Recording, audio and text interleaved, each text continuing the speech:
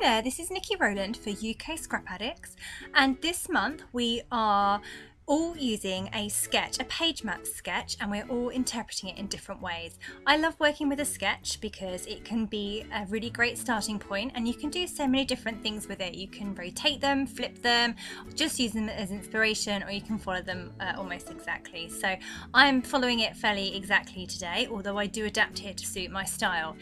So what I've started off doing here is I've found a border for my layout. I'm using a white cardstock background, which I've trimmed down, and I've put that onto a piece of 12 by 12 pattern paper. I've already used the middle section of that paper, so I just pulled the rest of that out, and then that was the perfect border.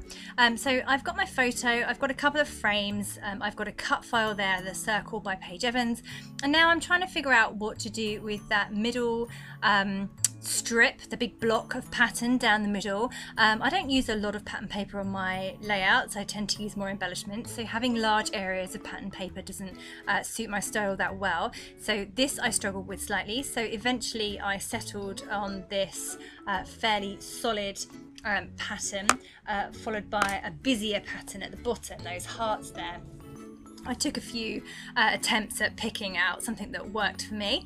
So now I am, there's the section of the sketch that has that line across the bottom there in between the two, where the two papers meet. So for me, I'm just having a go there. I've added some washi tape and I've raised up part of my pattern paper to give it some texture, and I've put a strip of the glittery hearts paper that comes in that Create Paper main squeeze collection, which is the one that I'm using.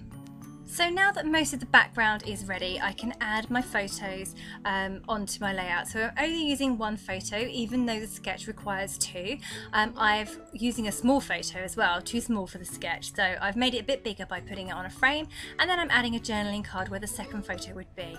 I've also used that cut file, that circle Paige Evans cut file, and I've just got that behind my photo with the word at the bottom of my photo sticking out there.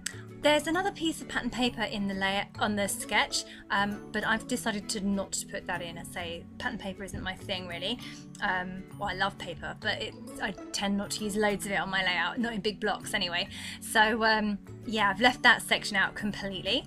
And what I'm doing now, you see I put a tag to the right of the journaling card. Now that was on the sketch, but it's round the other way, so I've turned that round to suit me, and I'm extending that area of embellishment underneath the photograph and the journal card. There's no embellishments below the journal card or that second photo on the sketch, but you know, sketches are just a starting point and I'm making it work for me. So I have got the word to the left under the left photo, and I've put more embellishments to the right. So basically I've got all of my embellishments under that photo stack. And now I'm working on the title. The title on the sketch is in a bubble, and that doesn't really work for me. I did consider some other options, but ultimately I decided to go for just a regular title. So I've used a word thicker sticker from an Amy Tangerine collection actually, and then I've extended that using regular thickers, and now I'm just going through and adding in lots of little extra embellishments and details. I love my layouts to have lots of dimension, lots of different embellishments and interest, and lots of different levels.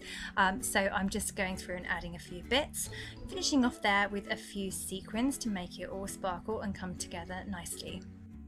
I'm sticking all my sequins down with glossy accents because I find that holds them in place best. I normally also stick down any chipboard embellishments with glossy accents too.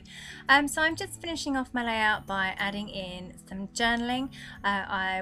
Sometimes I would use a ruler, but I didn't have a ruler to hand today, so I've just written that in freehand, and I need to also find a place to put the date. Sometimes I put it at the end of my journaling, sometimes I add it somewhere else, so I added it to the left of my photo there. And that is my finished layout. I'm going to call that done. Thank you so much for joining me today. I hope this sketch has inspired you to make a layout of your own. Thank you so much. That was Niki Rowland for UK Scrap Addicts.